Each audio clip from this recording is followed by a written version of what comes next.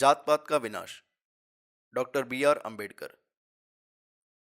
बाबा Saheb doctor Bhimrao Ambedkar का भाषण। जात पात तोड़क मंडल लाहौर के वार्षिक सम्मेलन 1936 के लिए तैयार किया गया भाषण, लेकिन इसे पढ़ा नहीं जा सका। पार्ट 7। जातियों का राष्ट्र व समाज विरोधी रूप। प्रायः हिंदू यह शिकायत करते रहते हैं कि कुछ लोगों के खास गुट या गैंग पृथकता या विशेषता रखते हैं तथा समाज विरोधी भावनाएं भड़काते हैं। हिंदू उन पर सामाजिक शत्रुता की भावना पैदा करने का आरोप लगाते हैं, लेकिन वे ये भूल जाते हैं कि यही सामाजिक शत्रुता की भावनाएं उनकी अपनी जाति व्यवस्था की सबसे बड़ी बुराई है। एक जाति दूसरी जाति के खिलाफ नफरत के गीत गाकर आंदित होती है, जैसे कि जर्मनी के लोग पिछली लड़ाई में अंग्रेजों के खिलाफ नफरत फैलाकर खुश होते थे। हिंदुओं का साहित्य जात पात की ऐसी वंशवालियों से भरा पड़ा है जिनमें किसी एक जाति को श्रेष्ठ और बाकी को निकृष्ट साबित करने की कोशिश की गई है। सह्याद्री खंड नामक ग्रंथ जाति प्रथा के खुरापती साहित्य का एक नमूना है। यह सामाजिक शत्रुता की भावनाएं केवल जात पात तक सीमित ही नहीं, बल्कि इसमें काफी गहराई में जाकर हिंदू उपजातियों के आपसी संबंधों में भी जहर घोल दिया है। मेरे अपने राज्य महाराष्ट्र में स्वयं ब्राह्मणों की ही कई उपशाखाएं हैं, जैसे गोलक ब्राह्मण, देवरुख ब्राह्मण, कराड़ ब्राह्मण, पालशे ब्राह्मण और चित्पावन ब्राह्मण। सभी अपने आप को ब्राह्मण जाति की उपजाति होने का दावा करते हैं, लेकिन उनके बीच मौजूद समाज विरोधी भावनाएं बहुत साफ और उतनी ही उग्र है जितनी ब्राह्मणों और गैर ब्राह्मणों के बीच में है।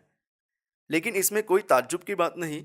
यह सामाजिक घृणा की भावना हर उस जगह मिलती है जहां किसी समुदाय के अपने विशेष लाभ होते हैं, जो उस समुदाय को दूसरे समुदाय से आपसी मेल मिलाप करने से इसलिए अलग रखते हैं क्योंकि उसके कब्जे में जो कुछ भी है वे उसकी रक्षा कर सके।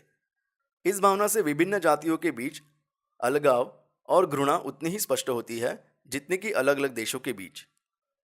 ब्राह्मणों की मुख्य चिंता गैर ब्राह्मणों से निहित खुद के ही हितों की रक्षा करना है, और गैर ब्राह्मणों को मूल रूप से ब्राह्मणों से अपने हितों की रक्षा की चिंता रहती है।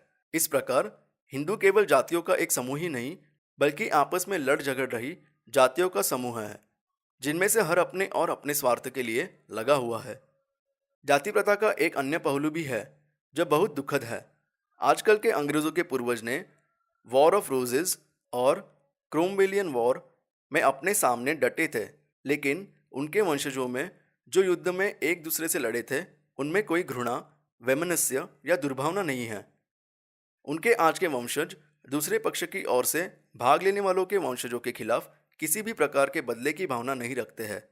पुश्तैनी वंशगत दुश्मनी भुला दी गई है, लेकिन आज के गैर ब्राह्मण आज के ब्राह्मणों को इसलिए माफ नहीं कर रहे हैं क्योंकि उनके पूर्वजों ने शिवाजी का अपमान किया था।